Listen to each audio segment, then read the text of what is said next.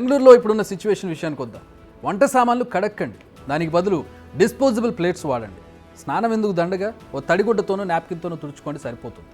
కార్లు గడిగితో కొరడా జలిపిస్తాం, water fountain launch చేస్తే ఫైన్ వేస్తాం. అసలు ఆఫీస్కి వచ్చే ఆలోచనే వద్దు, హాయిగా ఇంటి వద్ద నుంచి వర్క్ ఫ్రమ్ హోమ్ చేసేయండి. ఇది బెంగళూరులో ఇప్పుడు కామన్గా వినిపిస్తున్న టాక్స్. ఏ ఇద్దరు ఎదురైనా వాటర్ టాక్స్ తప్ప మరేం వినిపించడం లేదు. ఇంతకీ బెంగళూరులో ఏం జరుగుతోంది? మన భాగ్యనగరంలో కూడా ఇలాంటి పరిస్థితి రాబోతోందా? బెంగళూరులో వాటర్ సిచ్యువేషన్ దారుణంగా ఉంది. బోర్లు ఎండిపోవడంతో క్యాన్ నీళ్ల కోసం కూడా పానీపట్ తరహాలో వార్ చేయాల్సిన పరిస్థితి వచ్చింది. సమ్మర్ కంప్లీట్గా ఎంట్రీ కూడా ఇవ్వకముందే బెంగళూరులో పరిస్థితి ఇంత దారుణంగా తయారైంది. నిజానికి బెంగళూరుకు కూల్ సిటీ ఆఫ్ ఇండియా అనే పేరుంది. ఫుల్ గ్రీనరీతో ఉండే ఈ సిటీలో ఇప్పుడు చెట్లకు నీళ్లు పోస్తామంటే ఫైన్ వేస్తామనే పరిస్థితి వచ్చింది. కర్ణాటక సర్కారే స్వయంగా నీటి వాడకంపై ఆంక్షలు విధించిందంటే సిచ్యువేషన్ ఎలా ఉందో అర్థం చేసుకోవచ్చు. బెంగళూరు పాపులేషన్ దాదాపు 1,30,00,000. ఇంత జనాభా ఉన్న ఈ మెట్రో సిటీ ప్రతిరోజు 1,500 మిలియన్ లీటర్ల కొరతను ఎదుర్కొంటోంది. ఈ క్రైసిస్ నుంచి గట్టెక్కాలంటే ప్రజల మైండ్ సెట్ మారాలంటోంది కర్ణాటక సర్కార్. అన్నిటికీ ప్యూర్ వాటర్ని యూజ్ చేయొద్దని కోరుతోంది. రీసైకిల్ చేసిన ట్రీటెడ్ వాటర్ను కూడా యూజ్ చేయండి అని రిక్వెస్ట్ చేస్తోంది.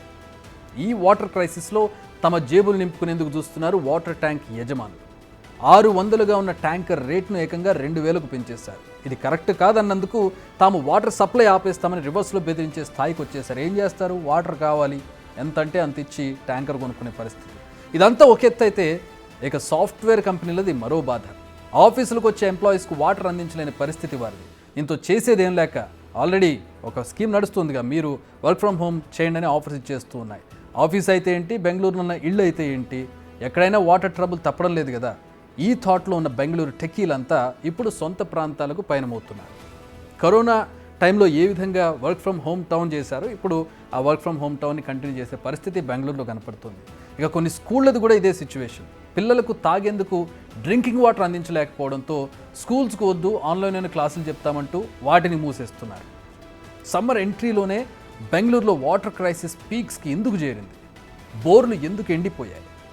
వెల్ ఎడ్యుకేటెడ్ గేటెడ్ కమ్యూనిటీల్లో ఉండే ప్రాంతంలో నీళ్ల కోసం సిగపట్లు పట్టుకునే పరిస్థితి ఎందుకు వచ్చింది? ప్రశ్నలన్నిటికీ ఒకటే ఆన్సర్. గత ఏడాది తక్కువ వర్షపాతం నమోదవ్వడం, వర్షం పడినప్పుడు నీటిని వృధా చేయడం, వీటన్నిటి ఫలితం అడుగంటిన భూగర్భ జలాలు. ఒక్క భూగర్భ జలాలే కాదు, కావేరీ బేసిన్ రిజర్వాయర్లతో సహా అన్ని దగ్గరలా హరాంగి, హేమావతి, కేఆర్ఎస్, కబీని రిజర్వాయర్లలో నీటి శాతం దారుణంగా పడిపోయింది. ఈ రిజర్వాయర్లలో నీటి మట్టం 39% పడిపోయిందని లెక్కలు చెబుతున్నాయి. గత నెల చివరి వరకు కేవలం 44.65 టీఎంసీల నీరు మాత్రమే అందుబాటులో ఉంది. లాస్ట్ ఇయర్ ఇదే టైంకి అందుబాటులో ఉన్న నీరు 64.61 టీఎంసీ. ఇక్కడే అర్థమవుతుంది లాస్ట్ ఇయర్కి ఈ ఇయర్కి మధ్య డిఫరెన్స్. అసలు కర్ణాటకలో ఎప్పుడూ ఇంత నీటి కరువును చూడలేదు. ఉన్న 13,900 బోర్లలో 6,900 పూర్తిగా ఎండిపోయాయి.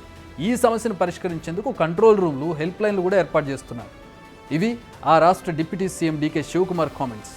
దీన్ని బట్టి పరిస్థితి ఎంత దారుణంగా ఉందో అర్థం చేసుకోవచ్చు. అందుకే ఒక బెంగళూరులోనే కాదు, కర్ణాటకలో చాలా వరకు ప్రాంతాల్లో నీటి సమస్య ఉంది. ఇది కూడా ఉన్నట్టుండి ఈ 2-3 రోజుల్లో మొదలైన పరిస్థితి కాదు. 2-3 నెలల ముందు మొదలై ఇప్పుడు ఈ పరిస్థితి పీక్కు చేరుకుంది. ఇదంతా బెంగళూరు పరిస్థితి. మరి మన భాగ్యనగరం పరిస్థితి ఏంటి?